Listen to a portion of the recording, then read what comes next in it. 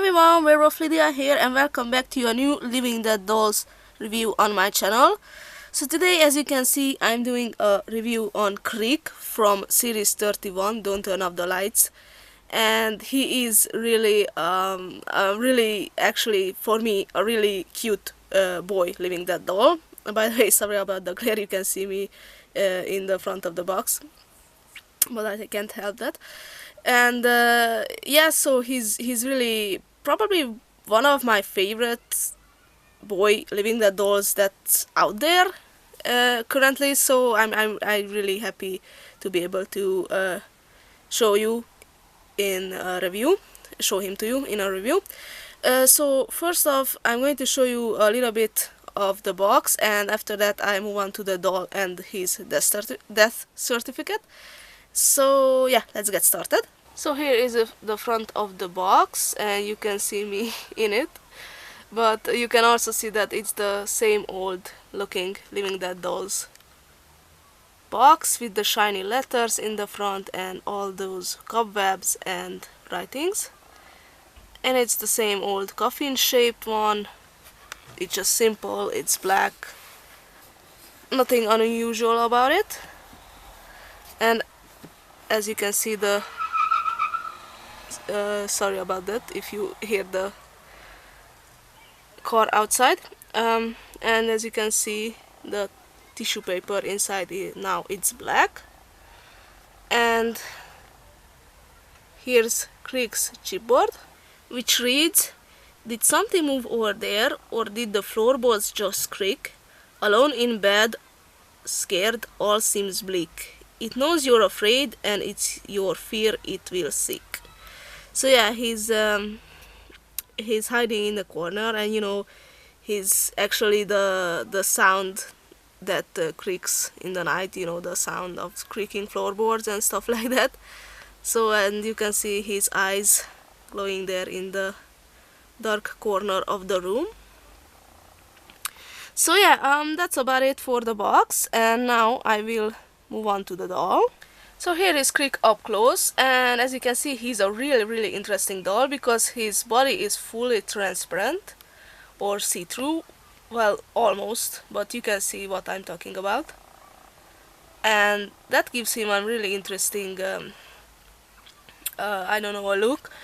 And of course he's more like a sound actually, so I'm guessing that's why he is transparent. And he has those beautiful striking blue eyes, which you can see, which you saw on the chipboard, that they glow in the dark. You know, on the doll it does not actually glow in the dark, just so you know that, but that's the striking feature of him. And as you can see, there are some kind of crack. There is some kind of crack in on his forehead. And there's some blood dripping down as well, going down to his neck. That's really interesting. And he has this cute brown hair, which originally was fully gelled down. So it was full of hair gel or hairspray. But I actually washed it because I didn't think it was necessary. I mean, the hair still stays the same way without the gel, so I like it better this way. It's more natural.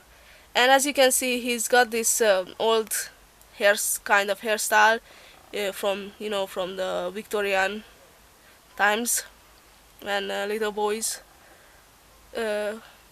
looked like this. And by the way, actually, his whole outfit and look reminds me of the Victorian times, because as you can see, he has this if I'm correct, it's cloth, the fabric from which of the coat is actually made. I don't know the name of the fabrics in English, so I'm sorry about that, but I think this one is called cloth, but I may be wrong, so I'm sorry about that. And it's like black with some blue highlights in it, and it actually has real buttons, as you can see, going up. but they are not working buttons, so you can't actually close the little coat on him. Now underneath the coat, and the coat is actually separate from his outfit, you can see this, again, this Victorian style boy outfit on him, and it's brown. Has a little 3/4 pants and a little brown vest with little buttons, but these buttons aren't real, so these are just glued on, and again not working. And underneath he has this cute little shirt, which actually is not white, it's more like a butter color. I don't know, I think that was meant to represent that you know, he's alive, or actually dead, from a really long time, and maybe that's why the actual white shirt got to this color. So, and by the way, this outfit, it's just one piece, so you can't take it apart.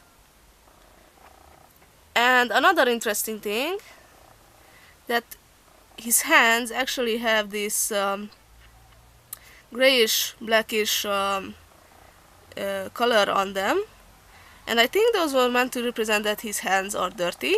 You know, he's one of those little children who were just playing outside, and I don't know, in the dirt, and I don't know, rolling one of those circle things that they used to play in the Victorian times. I don't know what that toy was called, but I'm pretty sure you guys know it, what I'm talking about. You could see them in movies and stuff. And moving down, he has black socks, and I think they are knee-high. Yeah, I can feel them, so they are knee-high black socks. And last but not least, you can see that he has some cute little black Living Dead doll boots. So that's all about the doll, what I can say about it. As I said before, he's really, really cute, and he's one of those little messy, cheeky boys from the Victorian times. And now let's move on to his death certificate. So here is his death certificate, and as you can see, it's missing the date of death, so that's meant to represent that, you know, they are actually the creatures of the darkness, or the dark itself, so they weren't really alive, but again, they didn't really die, so it's a really interesting concept. And it says Kreek, not talons, sharp tooth, or even a blade, but still will tear you apart and knows you're afraid. From the floor of your room you hear a groan, it's coming for you and knows you're alone. So that's what we can know about Kreek. And the morticians are, as always, Damien Glanek and Anne Long.